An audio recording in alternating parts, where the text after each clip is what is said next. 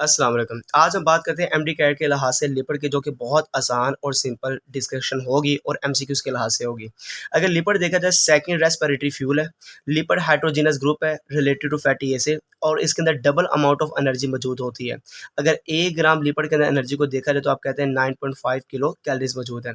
Solubility के लिहाज से ये इनसोल्युबल है वाटर के अंदर और सोल्युबल है ऑर्गेनिक सॉल्वेंट के अंदर, और ये इंसुलेटिंग लेयर बनाता है लिपिड हमारे जिस्म के अंदर या किसी भी जगह पे मौजूद है, तो ये इंसुलेटिंग लेयर का काम करता है। क्लासिफिकेशन लिपिड के अंदर कुछ सिंपल लिपिड है, कुछ कॉम्प्लेक्स लिपिड है और कुछ डेराइव लिपिड्स हैं।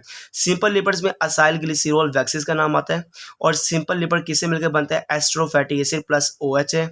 कॉम्प्लेक्स लिपिड में फॉस्फोलिपिड, लिपोप्रोटीन, ग्लाइकोलिपिड का नाम आता है, जिसमें अदर ग्रुप इन एडिशन होती है और साथ में अल्कोहल होता है।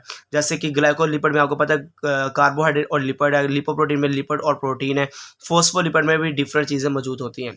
डिराइव लिपिड में अगर देख रहे हैं, डेरिवेटिव है of simple and complex. Simple और कॉम्प्लेक्स से जो आगे बनती है लिपिड, उसको डिराइव लिपिड कहते हैं, जिसमें टर्पीन, स्टीरॉयड्स, फोस्फोग्लैंडिन्स और कोलेस्ट्रॉल आ जाता है। पहली बात करते हैं असाइल ग्लिसरॉल की। असाइल ग्लिसरॉल को आप एस्टर भी कह सकते हैं, ग्लाइसिरॉल और फैटी एसिड भी कह सकते हैं। एस्टर क्यों कहते हैं? क्योंकि इसमें फैटी एसिड ग्लाइसिरॉल होता है, आपस में मिलने के बाद असाइल ग्लिसरॉल और वाटर बनता है। ग्लाइसिरॉल की मैं पहले बात कर लूँ, यह ट्राई हाइड्रोक्सी अल्कोहल होता है। इसमें 3 कार्बन होते हैं और एक कार्बन के साथ OH मौजूद होता है, और ऐसे स्ट्रक्चर को ग्लाइसिरॉल कहते हैं। एक ग्लाइसिरॉल एक फैटी एसिड के साथ मिलेगा तो मोनोसैकेराइड, एक ग्लाइसिरॉल 2 फैटी एसिड से मिलेगा तो डाई असाइल ग्लिसरॉल, एक ग्लाइसिरॉल 3 फैटी एसिड से मिलकर बनेगा तो ट्राई असाइल ग्लिसरॉल कहलाता है। और इसमें से सबसे मेन ये है जिसको नेचुरल या न्यूट्रल लिपिड का नाम भी दिया जाता है।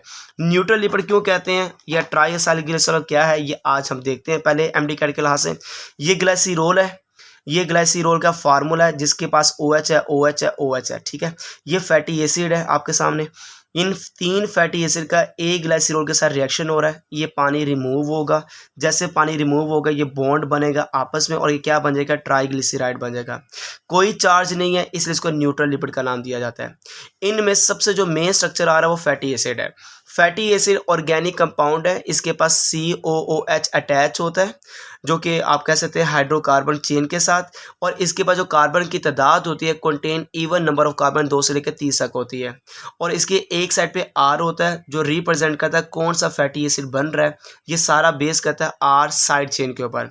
ये मे बी सैचुरेटेड है, मे बी अनसैचुरेटेड। सैचुरेटेड का मतलब ऐसे फैटी एसिड जिसमें number of double bond between carbon atoms होते हैं, ये स्ट्रेट चेन होता है। और अनसैचुरेटेड जिसमें अप टू 6 डबल बॉन्ड होता है, नो डबल बॉन्ड, सॉरी यहाँ पे नो डबल बॉन्ड सैचुरेटेड है, जिसमें अप टू 6 डबल बॉन्ड मौजूद होगा, वो अनसैचुरेटेड फैटी एसिड होगा। स्ट्रेट चेन होता है, और जो अनसैचुरेटेड रिंग और ब्रांच भी होता है। सैचुरेटेड जिसमें कोई डबल बॉन्ड नहीं होता है, ये सॉलिड होता है रूम टेम्परेचर में, और जो अनसैचुरेटेड जिसमें डबल बॉन्ड मौजूद है, ये लिक्विड होता है रूम टेम्परेचर में। सैचुरेटेड फैट इसकी एग्जांपल है, और अनसैचुरेटेड ऑयल इसकी एग्जांपल है। जो फैट है ये एनिमल से निकलती है, और ऑयल जो है वो प्लांट से हम हासिल करते हैं, जो काफ़ी ज़्यादा यूज़फुल है लिविंग ऑर्गेनिज्म के लिहाज से। अगर बात करते हैं यहाँ पर हमारे पास फैटी एसिड के, तो एक acetic acid, butyric acid, palmitic acid, stearic acid, oleic acid और लिनोओलिक एसिड आ जाता है। अब ये सारी टाइप कौन सी है? ये सैचुरेटेड, ये सैचुरेटेड, ये सैचुरेटेड, ये सैचुरेटेड, और ये मोनो अनसैचुरेटेड, और ये पॉली अनसैचुरेटेड है। एस्टिक एसिड मतलब नंबर ऑफ कार्बन 2 है, इसमें 4 है, इसमें 6 है, इसमें 18 है, इसमें 18 है, इसमें 18 है। देखिए सब में इवन नंबर ऑफ कार्बन है, यहाँ पे इवन नंबर ऑफ कार्बन होते हैं, ओड नंबर नहीं होता। एस्टिक एसिड कहाँ से सोर्स है? विनेगर है, बटर, ब्यूटेरिक देते हैं, पाल्म ट्री, पाल्मेटिक एसिड देते हैं, most fat and oil, stearic से आता है, ओलिस ओलिक एसिड देता है, और वेजिटेबल ऑयल्स, इनमें ज़्यादा लिनोओलिक मौजूद होता है। इसका मेल्टिंग पॉइंट 16.6 है, इसका कितना है -8 है, इसका कितना है 63.1 है, इसका कितना है 70 है, इसका कितना 1 है, इसका कितना है -5 है, ठीक है। जितने नंबर ऑफ इसके पास आप कह सकते हैं नंबर ऑफ कार्बन होंगे, उतना ज़्यादा उसका मेल्टिंग और बॉइलिंग पॉइंट बढ़ता जाएगा, ये आपने याद रखना है। और अगर डबल बॉन्ड ज़्यादा होंगे तो मेल्टिंग पॉइंट कम होता जाएगा। जितना डबल बॉन्ड ज़्यादा होंगे उनका मेल्टिंग पॉइंट उतना कम होता जाएगा, माइनस में आता जाएगा। वैक्सीज की बात की जाए, ये हाईली हाइड्रोफोबिक कंपाउंड है वैक्सीज, और 2 तरह की वैक्सीज होती है, एक नेचुरल वैक्स होती है, एक सिंपल वैक्स होती है। और नेचुरल वैक्स आज पूरी दुनिया में केमिकल इनर्ट और रेजिस्टेंस देती है एटमॉस्फेरिक डिके से, और इवन ये प्रोटेक्टिव फंक्शन का रोल अदा करती है। फॉस्फोलिपिड एमडी कैट क्लास से बहुत इंपॉर्टेंट है। ये डेरिवेटिव है फॉस्फेटाइडिक एसिड से, मतलब एक ग्लाइसिरोल 2 फैटी एसिड फॉस्फेट मिलेगा तो फॉस्फेटाइडिक एसिड बनेगा। फॉस्फेटाइडिक एसिड में नाइट्रोजन बेस मिलाएंगे तो क्या बन जाएगा, फॉस्फोलिपिड। ये आपने याद रखना है।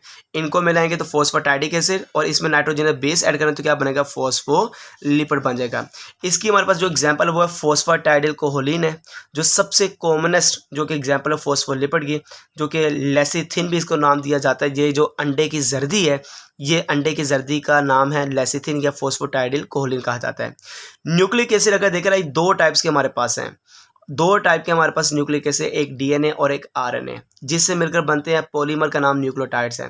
न्यूक्लियोटाइड से न्यूक्लिक एसिड मिलकर बनते हैं। अगर न्यूक्लिक एसिड की कंपोजिशन देखी जाए तो न्यूक्लियोटाइड से मिलकर बनती है, पर न्यूक्लियोटाइड खुद pentose sugar, phosphate group, nitrogenous base से मिलकर बनता है। पेंटोज शुगर के साथ फॉस्फेट ग्रुप भी लगा होता है, पेंटोज शुगर के साथ नाइट्रोजनस बेस भी लगा होता है। ये फॉस्फेट ग्रुप 5वें कार्बन पे अटैच होता है, नाइट्रोजनस बेस पहले कार्बन पे अटैच होता है। नाइट्रोजन बेस के आगे 2 ग्रुप है, पायरिमिडीन और प्यूरिन। पायरिमिडीन सिंगल रिंग होता है और प्यूरिन डबल रिंग होता है। प्यूरिन में एडेनिन गुआनिन आ जाता है और पायरिमिडीन में साइटोसिन, थायमिन और यूरासिल आ जाता है। अगर मैं बात करता हूँ इन तीनों को मिला तो ये बनता है न्यूक्लियोटाइड। अगर मैं 2 चीज़ों को मिलाता हूँ, एक नाइट्रोजनस बेस और एक पेंटोज शुगर, इन दोनों को मिलाने से बनता है न्यूक्लियोसाइड। तो 2 चीज़ें मिलेंगे तो न्यूक्लियोसाइड है, और ये 3 चीज़ें मिलेंगे तो क्या बनेगा, न्यूक्लियोटाइड। और न्यूक्लियोटाइड से मिलकर क्या बनता है, न्यूक्लिक एसिड बनता है। आरएनए की पहले बात करते हैं, ये पॉलीमर ऑफ राइबो न्यूक्लियोटाइड्स है, सिंगल स्ट्रैंडेड होता है, मतलब जिससे मिलकर बनता है, आप उसको कहते हैं राइबो न्यूक्लियोटाइड है। और ये कितने स्ट्रैंड रखता है, सिंगल स्ट्रैंड रखता है। नाइट्रोजन बेसिस में कौन कौन सी, एडेनिन, गुआनिन, साइटोसिन, यूरासिल। अगर मैं थायमिन करूंगा तो डीएनए आ जाएगा, यूरासिल करूंगा तो आरएनए आ जाएगा। अब इन नाइट्रोजन बेसिस के अंदर मैं ऐड करने लगा हूं पेंटोज शुगर। जब पेंटोज शुगर ऐड करूंगा तो क्या बन जाएगा, न्यूक्लियोसाइड। तो क्या नाम होगा, एडिनोसिन, गुआनोसिन, साइटिडीन, और ये क्या होगा, यूरिडीन है। ये आपने नाम याद रखने हैं। अगर ये नाम आते हैं तो ये न्यूक्लियोसाइड के, ये नाम है तो ये किसके हैं, नाइट्रोजनस बेस के हैं। अगर मैं इसके अंदर नाइट्रोजनस बेस के साथ साथ फॉस्फेट ऐड कर दूं तो क्या बन जाएगा, अब न्यूक्लियोटाइड बन जाएगा। ये इसके अंदर अगर मैं पेंटोज डालूंगा तो ये बन जाएगा। अगर मैं इसके अंदर अगर मैं ऐड करता हूँ फॉस्फेट ग्रुप तो क्या बनेगा, न्यूक्लियोटाइड बनेगा। जैसे इसके लिहाज से एक हमारे पास न्यूक्लियोटाइड है AMP, ADP, ATP, adenosine monophosphate, adenosine diphosphate, adenosine triphosphate, adenosine monophosphate, adenosine di और adenosine tri, guanosine monophosphate, guanosine diphosphate और guanosine triphosphate, cytidine monophosphate, cytidine diphosphate, cytidine triphosphate, uridine monophosphate, uridine diphosphate और uridine triphosphate. जितने phosphate डालेंगे उसके last से nucleotide बनेगा। एक होगा तो एम आ जाएगा, 2 होगा तो 2 डाई आ जाएगा, और 3 होगा तो क्या आ जाएगा, ट्राई आ जाएगा। इसी के बाद हमारे पास 3 तरह के RNA, messenger RNA, transfer RNA और राइबोसोमल आरएनए। लेंथ के लास्ट से जो मैसेंजर आरएनए, इसकी लेंथ वेरिएबल करती है, सिंगल स्ट्रैंडेड पर वेरिएबल है, छोटी भी हो सकती है, बड़ी भी हो सकती है। जितनी बड़ी प्रोटीन होगी उतनी बड़ी इसकी लेंथ होगी, जितनी छोटी प्रोटीन का साइज होगा उतना छोटा साइज होगा मैसेंजर आरएनए का। इसकी लेंथ 75 से 90 न्यूक्लियोटाइड से मिलकर बनता है और ये कांस्टेंट होता है। परसेंटेज में मैसेंजर आरएनए 3 से 4% है सेल के पास, 10 से 20% और ये 80%। टाइप इसकी कोई भी नहीं है, इसकी 45 टाइप्स है ट्रांसफर आरएनए की, और राइबोसोमल आरएनए की कोई टाइप नहीं है। जो फॉर्मेशन मैसेंजर आरएनए न्यूक्लियस में बनता है, ट्रांसफर आरएनए भी न्यूक्लियस में बनता है, और राइबोसोमल आरएनए ये न्यूक्लियोलस में बनता है। एंजाइम मैसेंजर आरएनए को बनाने में आरएनए पॉलीमरेज 2 है, ट्रांसफर आरएनए को बनाने आरएनए पॉलीमरेज 3 है, और इसको बनाने वाला आरएनए पॉलीमरेज 1 है। अगर देखा मैसेंजर आरएनए का काम है डीएनए से इंफॉर्मेशन लेके जाना बाकी आरएनए के पास, ट्रांसफर आरएनए का काम है ट्रांसफर करना अमाइनो एसिड को, और राइबोसोमल आरएनए का काम है फॉर्मेशन करना प्रोटीन को राइबोसोम से। जैसे मैंने अभी बताया मैसेंजर आरएनए की जो लेंथ है वो बेस करती है size of gene as well as protein के ऊपर। टोटल जेनेटिक मैसेज को न्यूक्लियस से लेकर जाना राइबोसोम के पास इन साइटोप्लाज्म के मैसेंजर आरएनए का काम है। 3 न्यूक्लियोटाइड होते हैं जो एक अमाइनो एसिड के लिए। अगर 2 अमाइनो एसिड है तो 6 न्यूक्लियोटाइड होंगे, अगर 3 अमाइनो एसिड है तो टोटल 9 न्यूक्लियोटाइड्स होंगे जो कि इसको कैटालाइज कर रहे हैं। Triplet of nucleotides known as codon of genetic code. तो 3 न्यूक्लियोटाइड को आप कोडोन ऑफ जेनेटिक कोड का नाम दे सकते हैं। Transfer RNA smallest in size होता है। इसका जो शक्ल है फ्लैट क्लोवर लीफ की तरह होते हैं, जिसके 2 लूप होते हैं, एक है डी लूप, एक है थीटा लूप। इसके 2 कॉर्नर होते हैं।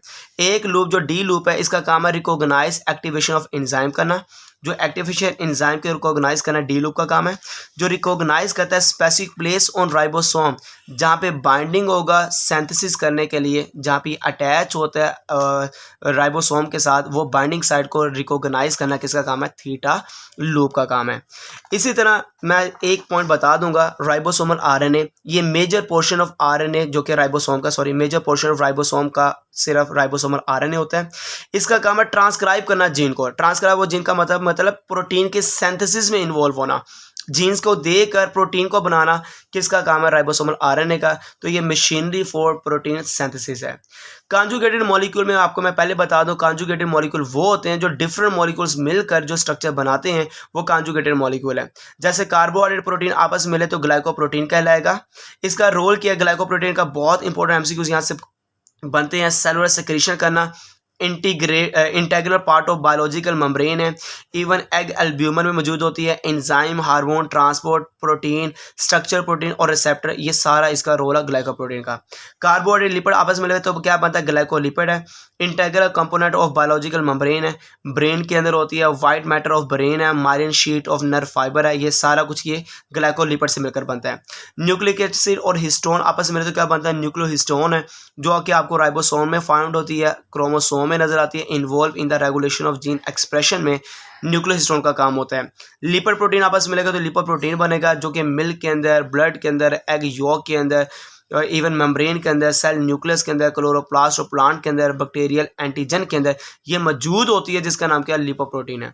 तो ये बड़े बड़े इंपॉर्टेंट पॉइंट थे जो सारे के सारे नोट्स फॉर्म में मैंने आपके साथ शेयर किए हैं एमडी कैट के लिहाज से, जो आपने याद करने हैं, मेमोराइज करने हैं और इवन इनमें से इंशाल्लाह आगे एमसीक्यूज बनकर आने हैं। जज़ाकल्लाह खैर।